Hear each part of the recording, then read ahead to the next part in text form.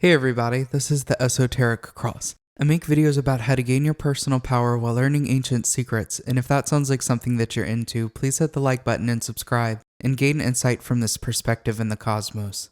Imagine being able to manifest anything that you want into your life just by using some magical techniques.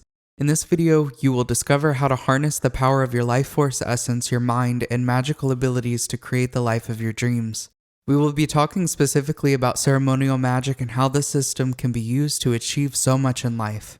We will discuss what ceremonial magic is, how it works, and the basic rituals to get you started on manifesting the things that you're wanting to experience in this life. Ceremonial magic is a system and a practice that employs specific rituals and symbolism to establish a connection with perceived higher powers. The idea is to have meaningful transformations in one's life. It's rooted in Hermeticism, an ancient philosophical and mystical tradition that emphasizes the principles of correspondence, harmony, and the concept of as above, so below. Ceremonial magic involves a series of techniques to induce a heightened state of awareness and to channel one's intention to manifest the desired change in the physical realm. There are so many spiritual systems out there, and this is not the only one that leads to self-actualization. It might not be straightforward at first, but the truth of reality is hidden within these rituals. In magic, you use a lot of energy work within the rituals, and what this is doing is shaping chi energy in a specific way. The physical reality is made out of this chi energy, and it is movement. Another big part of magic is getting in touch with the unmanifested. This is a realm of stillness, and this is described very well by the Zen spiritual practice. This unmanifested realm and the physical reality are linked together by this chi substance. Largely, what we are doing within magic is becoming aware of this chi substance, becoming aware of the unmanifested energies and learning how to create the reality from it. There is so much more to say about that, but we're going to go on to some of the other layers of how this works. We need to take a minute and talk about this famous idea or law, which is the law of attraction. There are some similarities and differences between the law of attraction and the system of ceremonial magic. The law of attraction and ceremonial magic share a common belief that our thoughts, beliefs, and actions have the power to manifest reality. Ceremonial magic builds upon this principle by providing structured rituals and tools that ultimately lead to the manifestation of desires. Both approaches emphasize the significance of setting clear goals, maintaining a positive mindset, and staying focused in order to effect positive change. In essence, the law of attraction focuses on the process of bringing about desired outcomes, while ceremonial magic provides guidance on how to do so with intention and purpose. The law of attraction suggests that positive or negative thoughts can bring positive or negative experiences into a person's life. In practice, the law of attraction usually involves visualization and affirmations, which can of course be incredibly helpful. But on the other hand, ceremonial magic is an occult discipline that uses ritual work to create change. This can absolutely involve affirmations and will involve visualizations, breathwork, energy work, and taking practical steps. I really think that ceremonial magic should be worked with along the study of psychology and understanding habit formation and identity. I also think that it would be paired very well with studying Zen and the Buddhist traditions. These might seem unrelated at first glance, but another big part of what we do in magic is unite opposites. The law of attraction is really helpful here as it teaches us not to think negatively. Sometimes negative experiences help us learn, but this would be looking at those negative experiences with a positive lens. A lot of negative thinking is kind of useless and leads into ruminations and eventually mistakes. There are a couple other laws that are very useful, and these are the law of assumptions and the law of averages. The law of assumption pretty much states that we just need to believe that the outcome already exists. I think it can be used in assuming positive intent when we think someone is out to get us, assuming that everything will be okay when it feels like it won't, and assuming that we are where we need to be right now. However, I don't want to make this sound like we want to dilute ourselves, because the rational mind is there for good reason. We can't swing too hard onto the side of mercy because unbalanced acceptance will create chaos, but using this law within reason can really increase our chances of experiencing more happiness.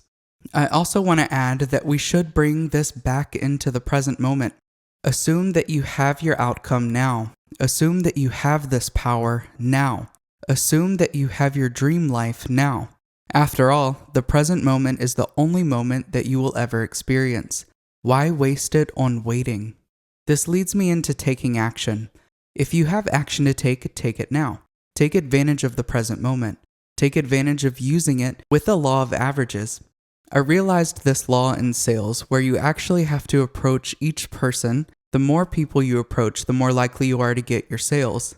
You can use this in dating. The more people that you approach, the more likely you are to find a person with similar interests and goals. The more jobs that you apply to, the more likely you are to land a job. Now, you still have to obsess over the quality and the context, so don't try to sell a product in an area with a demographic that doesn't fit and wonder why the law of averages is failing you. I wanted to add these laws in here on top of Ceremonial Magick info because I don't think there's a lot of people out here talking about the combination of these. I want to explain something really important about Ceremonial Magick and how it works. This principle, as above, so below. It's very important. We are made in the image of our Creator, and this makes us creators too. We have a desire to create, and our makeup is in the likeness of what we call the universe or God. You may realize that you're not separate from this Creator. There is no real difference between the inside of you and the outside of you. When you create change in one, there is change in the other. And this is how magic really works. That chi energy that I described earlier is the flowing essence that is moving through your body, and you can consciously manipulate it.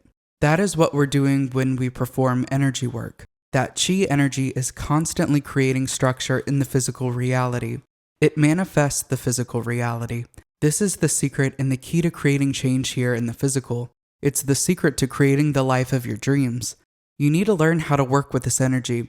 I had stated before that there is something else beyond that energy, which is the unmanifested. This is that stillness that is often less experienced by people.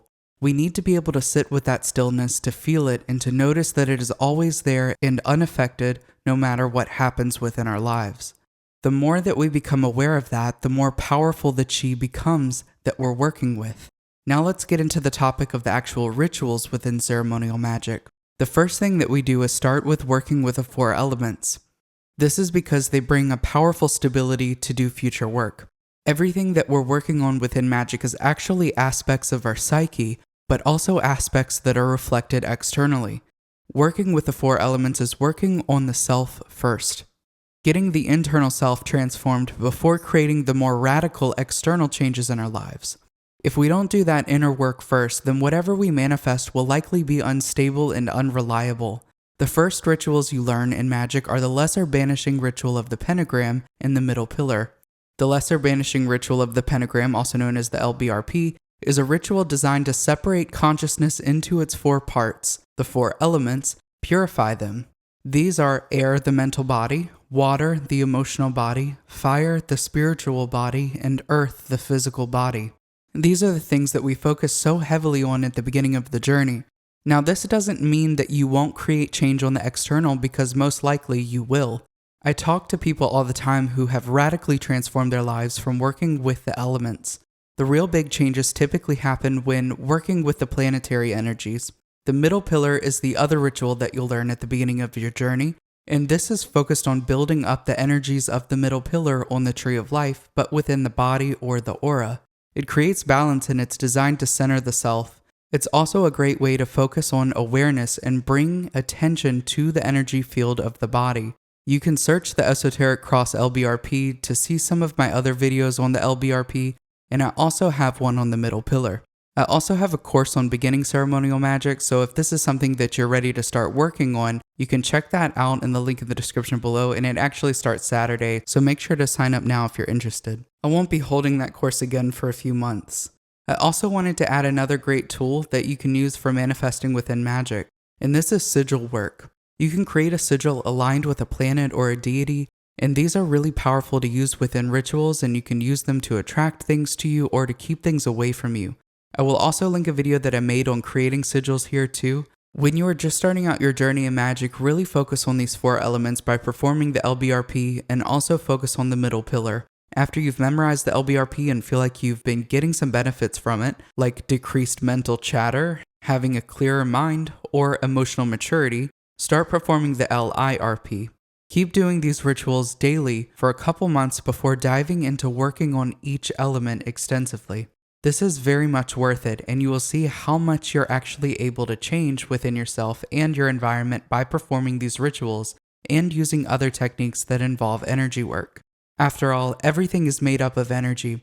Your consciousness is made up of energy. And when you move energy, the energy has to move. This is a law of nature. Make sure to check out the link in the description below to see what courses I offer, like the course in Ceremonial Magick, which is focused on the elemental work. This sets up a strong foundation for future magical work, and it starts Saturday, so make sure to sign up now and don't miss it. If you want to work one-on-one with me, I do offer coaching as well. There are also links in the description of this, as well as to where you can book a tarot reading with me, and I also have the link to my Patreon if you're interested in some live streams. And hope there was something new that you were able to take away from this video. If so, please hit the like button, leave a comment, and subscribe for more content. Thank you so much for watching. Until next time.